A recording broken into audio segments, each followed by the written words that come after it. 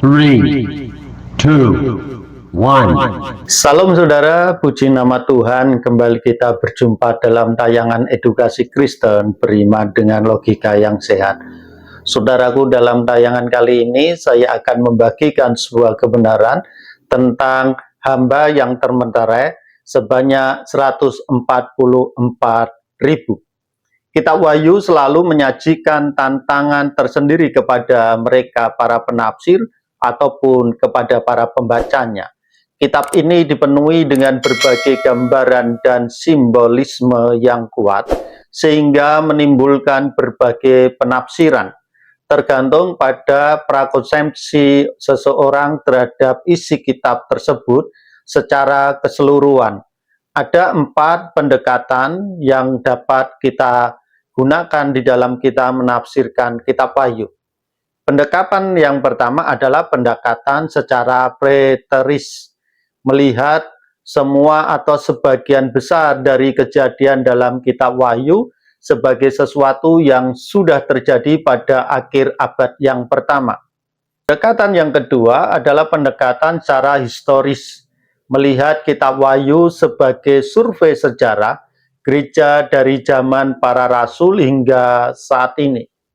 Kemudian adalah pendekatan secara idealis, melihat kitab Wahyu sebagai gambaran atas pergumulan antara kebaikan dan kejahatan. Yang terakhir adalah pendekatan secara futuris, melihat kitab Wahyu sebagai nubuatan dari kejadian-kejadian di masa yang akan datang. Dari keempat pendekatan ini, hanya pendekatan futuris yang menafsirkan kitab Wahyu dengan metode gramatikal historikal. Artinya, secara tata bahasa dan berdasarkan latar belakang sejarah kitab Wahyu itu, sebagaimana yang dilakukan terhadap bagian lain di Alkitab. Pendekatan ini juga telah sesuai dengan klaim dari kitab Wahyu itu sendiri sebagai bagian nubuatan. Wahyu pasal 1 ayat 3. Jadi, untuk menjawab pertanyaan siapakah hamba yang termeterai sebanyak 144.000 adalah orang yang dimaksud dalam kitab Wahyu tersebut. Akan tergantung pada pendekatan apa yang kita pegang dalam memahami kitab Wahyu ini. Kecuali pendekatan secara futuris, pendekatan lain menafsirkan hamba yang termeterai sebanyak 144.000 ini secara simbolis sebagai wakil dari gereja. Angka 144.000 dianggap sebagai angka simbol dari totalitas.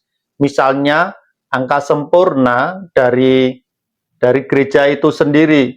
Namun apabila kita melihat bagian tersebut secara apa adanya, kita akan memperhatikan satu kata, dan aku mendengar jumlah mereka yang dimeteraikan itu 144.000 yang telah dimeteraikan dari semua keturunan Israel. Wahyu pasal 7 ayat 4.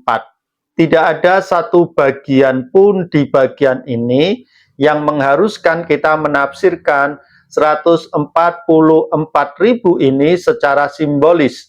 Angka 144.000 ini merujuk pada orang Yahudi, di mana masing-masing 12.000 orang diambil dari segenap suku keturunan Israel.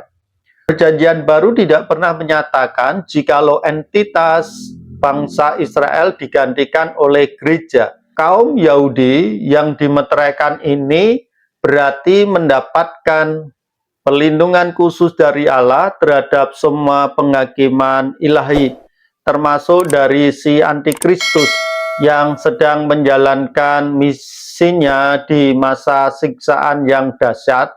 Atau kita bisa memperhatikan dalam kitab Wahyu pasal 6 ayat 17, di mana orang-orang ingin tahu siapa yang dapat bertahan dari murka yang akan datang. Masa tribulasi atau masa kesengsaraan besar adalah masa 7 tahun yang akan datang, di mana Allah akan melaksanakan penghakiman terhadap mereka yang menolaknya. Allah yang menggenapi rencana keselamatannya bagi bangsa Israel. Semua ini seturut dengan wahyu Allah kepada Nabi Daniel, di mana ditulis dalam kitab Daniel pasal 9 ayat 24 sampai ayat yang ke-27. Ke-144.000 orang Yahudi itu semacam buah sulung atau buah pertama dari bangsa Israel yang ditebus, yang sebelumnya memang telah dinubuatkan. Misi mereka menginjili seisi dunia ini setelah peristiwa pengangkatan gereja atau raptur. Mereka akan memberitakan Injil selama berlangsungnya masa tribulasi. Sebagai hasil pelayanan mereka, jutaan orang akan beriman, percaya kepada Kristus. Kemudian daripada itu aku melihat sesungguhnya suatu kumpulan besar orang banyak yang tidak dapat terhitung banyaknya dari segala bangsa dan suku dan kaum dan bahasa berdiri di hadapan tahta dan di hadapan Anak Domba, memakai jubah putih dan memegang daun-daun palem di tangan mereka. Wahyu pasal 7 ayat 9. Banyaknya tafsiran mengenai 144.000 orang yang disebabkan oleh beberapa ajaran yang menyimpang dari kekristenan. Sebagai salah satu contoh, ajaran Saksi Yehova. Saksi Yehova menyatakan bahwa 144.000 orang ini adalah batas jumlah orang-orang yang akan memerintah bersama Kristus di surga dan menikmati kekekalan bersama dengan Kristus. 144.000 orang ini dianggap memiliki pengharapan surgawi. Sementara itu mereka yang tidak termasuk bagian dalam 144.000 orang hanya akan menikmati pengharapan duniawi. Surga di atas bumi yang berada di bawah pemerintahan Kristus dan 144.000 orang itu. Saksi Yehova mengajarkan seolah-olah ada kasta dalam masyarakat, yaitu antara kelompok penguasa di mana 144.000 dan mereka yang diperintah. Alkitab tidak pernah menyatakan soal adanya kelas ganda semacam itu. Walaupun memang benar menurut Wahyu pasal 20 ayat 4 bahwa ada orang-orang yang akan memerintah dalam kerajaan 1000 tahun bersama dengan Kristus. Orang-orang ini terdiri dari gereja atau orang-orang yang beriman percaya kepada Yesus Kristus, orang-orang suci perjanjian lama, atau orang-orang percaya yang mati sebelum kedatangan Kristus untuk yang pertama kalinya, dan orang-orang suci zaman masa tribulasi, atau mereka yang beriman percaya kepada Kristus selama terjadinya masa tribulasi atau masa kesengsaraan besar. Namun Alkitab tidak pernah membatasi jumlah dari kelompok ini. Apalagi masa kerajaan 1000 tahun ini akan jauh berbeda dengan masa kekekalan. Masa di mana setelah berlangsungnya masa 1000 tahun ini, di langit yang baru dan bumi yang baru, Allah akan berdiam bersama kita di Yerusalem. Dia akan menjadi Allah kita dan kita akan menjadi umat-Nya.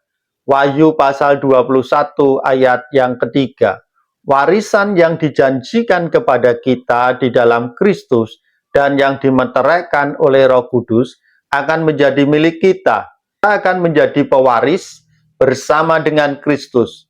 Ingatlah saudara, bilangan 144.000 orang yang termeterai adalah merupakan buah sulung dari kaum Israel yang bertobat percaya kepada Kristus. Dan kita adalah orang-orang yang menjadi bagian dalam orang-orang yang diberikan kesempatan menjadi ahli waris bersama Kristus kelak kita akan memerintah bersama Kristus. Jikalau kita tetap setia dan kita tetap hidup di dalam Kristus dan dimenteraikan oleh Roh Kudus. Ingatlah saudara, tayangan ini coba mengingatkan kepada kita sekalian supaya kita tetap setia, berjalan seiring dengan Kristus dan hidup di dalam Kristus, supaya kelak nanti apa yang harus kita dapatkan dalam warisan hidup kekal itu akan kita terima pada saat hari yang telah ditetapkan oleh Tuhan di atas segala Tuhan, yaitu Tuhan Yesus Kristus. Puji nama Tuhan, Tuhan Yesus memberkati.